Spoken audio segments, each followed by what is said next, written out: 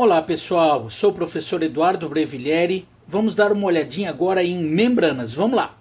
O entendimento da parte de membranas é fundamental para as áreas médicas e biológicas. Toda a parte de farmacologia, de fisiologia, de fisiopatologia passam pelo entendimento de membranas. Então esse é um assunto realmente de vital importância para o conhecimento de todas as áreas biológicas. Só lembrando que todas as células possuem membranas. Essa membrana, então, é uma estrutura encontrada em todas as células e elas possuem uma composição muito semelhante. Então nós temos, primeiro, uma dupla camada do que nós chamamos de fosfolipídios. Só lembrando que essa estrutura de fosfolipídio ela é uma estrutura que, se vocês forem ver lá na aula de lipídios que nós temos, vocês vão ver que esse fosfolipídio ele tem uma estrutura chamada de colina, que tem carga positiva, ela tem um fosfato, que tem carga negativa, ela tem um glicerol. Toda essa estrutura é uma estrutura mais polar. E ligado nesse glicerol tem duas cadeias de ácidos graxos, que é uma parte mais apolar. Só que é uma dupla camada. Então essa parte polar ela está tanto para o lado de fora da membrana, quanto para o lado de dentro da membrana. É a parte que a gente chama de hidrofílica, que tem afinidade com a água.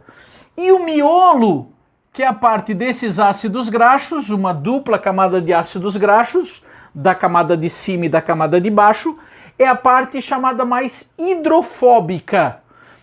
Isso vai ter uma relevância importante no entendimento das moléculas que têm mais facilidade em passar ou não por essa membrana, como a gente vai ver daqui a pouquinho. Então, por exemplo, essa é a parte lipoproteica, de lipídios, desculpe, e nós temos a parte proteica. A parte proteica, existem inúmeros tipos de proteínas. Grande parte das proteínas, elas vão, na verdade, atravessar a membrana, ir da face externa até a face interna. Algumas proteínas não, algumas proteínas ficam mais superficiais nessa membrana, tá? Mas podem ter atividade com uma dessas proteínas integrais, como a gente vai ver. Essas proteínas, elas podem funcionar, por exemplo, elas podem ser proteínas que funcionam como receptores. Vamos supor que eu tenho um receptor, sei lá, a noradrenalina vai se ligar em uma célula e a noradrenalina a gente vai ver por ser uma molécula muito polar, então ela não vai conseguir atravessar por toda a membrana. Como ela não consegue atravessar por toda a membrana, ela vai se ligar numa estrutura de membrana, modifica quimicamente essa proteína de membrana e essa proteína de membrana ativa uma outra proteína interna. Essa outra proteína interna vai gerar todas as atividades que esse hormônio então está determinando para essa célula. E são proteínas de membrana, aliás, proteínas específicas. Nós temos proteínas que funcionam como canais, como a gente vai ver logo abaixo aqui no transporte de moléculas. Muitos canais por onde passam substâncias são proteínas de membrana. Nós temos proteínas de membrana que podem funcionar como enzimas. Por exemplo, se nós pegarmos na membrana de células intestinais, nós temos uma estrutura de membrana que nós chamamos de borda invasora, que é justamente uma borda curvada e com uma série de enzimas. Por exemplo, a enzima lactase, que é a enzima que digere a lactose, ela é uma enzima que está ligada na membrana. Outras enzimas podem ser eliminadas, é muito comum eliminar enzimas dessa célula, mas tem enzimas que podem estar ali justamente ligadas na membrana. Muitas proteínas, elas podem fazer parte do exoesqueleto e do endoesqueleto da célula. Nós temos então estruturas que ligam actina, miosina, colágeno, uma série de moléculas que podem se ligar e dar sustentação a essa célula, fazer a união de uma célula epitelial com a outra e assim por diante. Então, ela faz parte desse citoesqueleto ligado aqui na membrana, certo? Pode ser tanto externa quanto interna.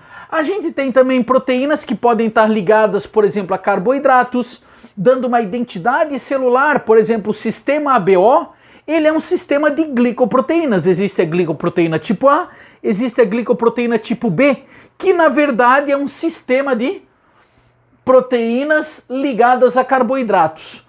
Outra estrutura, outra molécula que pode fazer parte principalmente de membranas animais é a molécula de colesterol.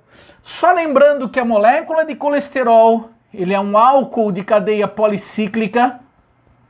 Esta molécula, ela tem um grupo mais polar, um grupo OH, que fica para fora da membrana, que fica na parte externa, e toda essa parte mais apolar aqui fica mais voltado para a parte interna da membrana. Todos esses fosfolipídios e colesteróis da membrana da célula animal, eles na verdade dão uma grande motilidade a essa membrana.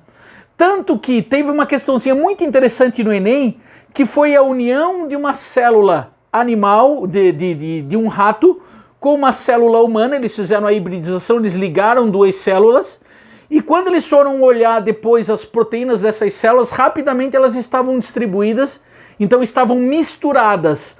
Justamente por quê? Porque a membrana está em constante movimento. Esse constante movimento é dado justamente por atrações e repulsões, tanto de lipídios com proteínas, quanto das moléculas de colesterol, quanto a interação com o meio externo e o meio interno da membrana, certo? Essa mesma estrutura lipoproteica, ela também pode estar presente em organelas membranosas, retículo endoplasmático, complexo de Golgi, assim por diante. Existe então uma série de organelas feitas também dessa mesma estrutura membranar. Uma coisa muito importante que a gente tem que sacar da parte de membranas é a parte de transporte de membranas. Para a questão de transporte de membranas, é muito legal a gente conhecer e ter uma ideia de relação de tamanho e de polaridade. Então, olha só, por exemplo, as moléculas de água. As moléculas de água, elas são polares, mas elas são muito pequenas.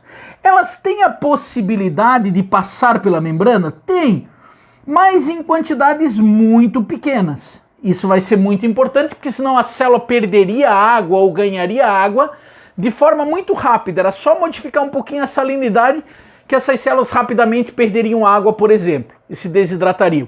Então, essa passagem de moléculas de água, ela é muito pequena e ela acontece por um processo chamado de osmose. Então, osmose seria quando as moléculas de água vão passar do meio onde existe uma menor concentração de sais, ou de glicose, ou de algum soluto, para tentar igualar essa concentração. Então, por exemplo, se eu tenho uma maior concentração de sais dentro da célula, e ela for muito maior do que fora da célula, a tendência das moléculas de água é entrarem por osmose, justamente para quê? Justamente para tentar igualar essa concentração. Isso é um transporte passivo, isso ocorre sem gasto de energia. No entanto, é um processo meio lento, é um processo, por quê? Porque a parte interna da membrana é muito hidrofóbica, então as moléculas de água têm uma dificuldade em passar por ali. Essa dificuldade que as moléculas de água têm de passar pela parte lipídica da membrana, em certos órgãos isso não pode acontecer. Por exemplo, se nós pegarmos uma célula do túbulo renal, a célula do túbulo renal, que está lá no néfron, é uma célula a qual vai reabsorver muita água. A função dela é reabsorver uma grande quantidade de água. Se a função dessa célula é reabsorver uma grande quantidade de água e essas células absorvessem apenas pela parte lipídica da membrana, elas não dariam conta de absorver todo esse volume de água. Então, em alguns tecidos específicos que tem que haver um transporte de água muito maior, nós temos proteínas especiais chamadas de aquaporinas. Essas aquaporinas, então, por exemplo, quando a gente está com falta de água no corpo, nós liberamos um hormônio chamado de hormônio antidiurético, que vai fazer o quê? que vai expor na membrana dessas células lá do túbulo renal essas aquaporinas. E quando ela coloca essa proteína na membrana, ela vai reabsorver uma grande quantidade de água daí, aumentando então a reabsorção de água, diminuindo a quantidade de urina que a gente forma, por isso ele é chamado de hormônio antidiurético. Com relação à osmose, ela é um transporte então passivo da molécula de água, do solvente, do meio de onde existe uma menor concentração de sais para onde existe uma maior concentração de sais. Tá? Esse processo, por exemplo, pode ser tanto de fora para dentro quanto de dentro para fora. Tá? Depende das concentrações. Com detalhe importante, então daí aparecem inúmeras questões. Né? Por exemplo, se um ser vivo está de repente num meio ou uma célula está num meio onde a concentração de sais é muito maior fora, a tendência dele então é perder água. É o que acontece com a gente muitas vezes no mar. A gente perde água, justamente porque o meio está muito concentrado. Ou por que a gente não pode salgar uma salada muito tempo antes? Porque a partir do momento em que eu boto sal por fora ali das células da folha do alface, existe uma tendência natural da água sair do meio de menor concentração desse sal para o meio de maior concentração que seria para fora. Vai haver uma grande desidratação e a folha de alface vai murchar, certo? Tudo isso é um processo passivo chamado de osmose. Eles gostam muito do processo de difusão, adoram cobrar processo de difusão. A difusão, ela pode ser, primeiro, uma difusão chamada de simples ou uma difusão chamada de difusão facilitada. A difusão simples, difusão passiva, é uma difusão que acontece pela parte lipídica da membrana. A difusão facilitada acontece por proteínas de canal. Então, difusão simples pela parte lipídica, difusão facilitada por proteínas de membrana. Essa é a diferença. A semelhança entre as duas é que em ambos os processos as moléculas vão passar de onde elas estão mais concentradas para onde elas estão menos concentradas para tentar atingir o equilíbrio. Por exemplo, o oxigênio e o gás carbônico são moléculas pequenas, muito pequenas, e não têm uma grande polaridade. Então, como são moléculas pequenas e não são muito polares, o que vai acontecer com elas?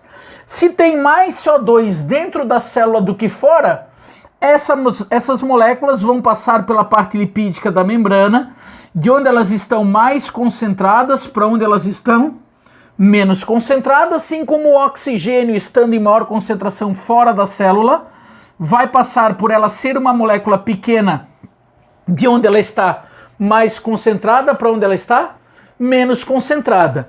Mesmo que a molécula seja polar, mas seja pequena, por exemplo, moléculas de etanol.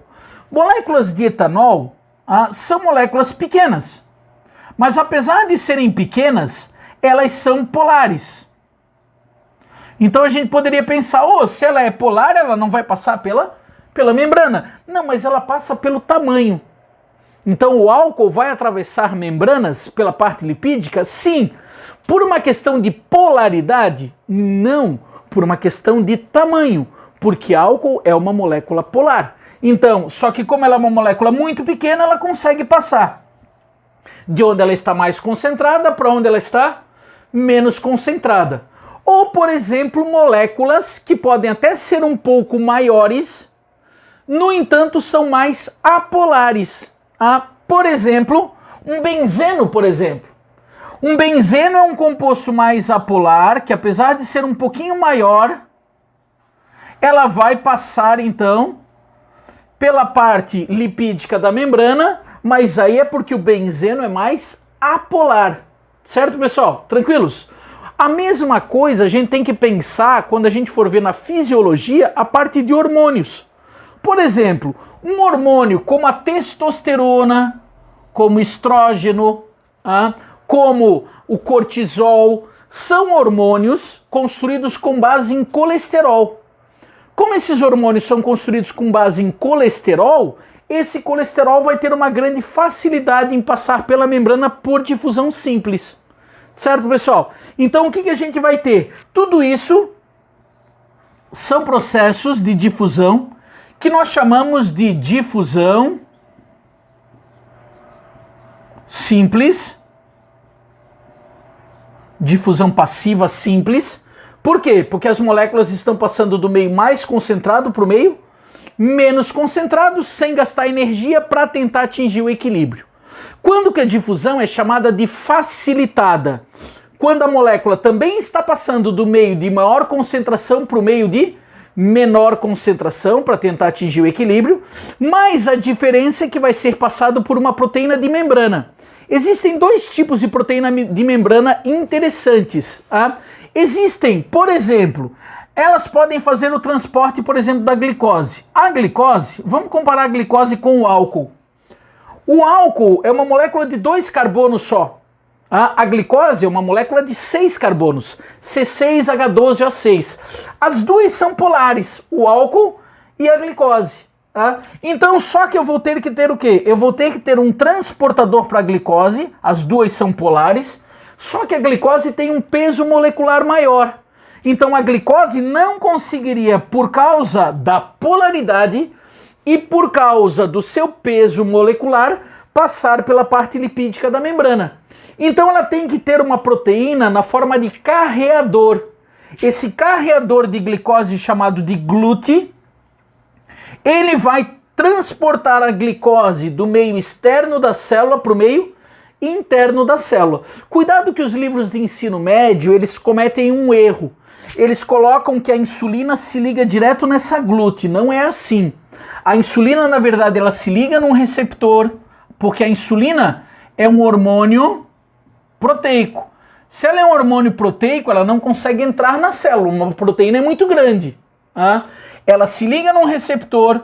A hora que a insulina se liga num receptor chamado de receptor insulínico, esse receptor insulínico ativa uma proteína e essa proteína ativa justamente a colocação na membrana dessa glute.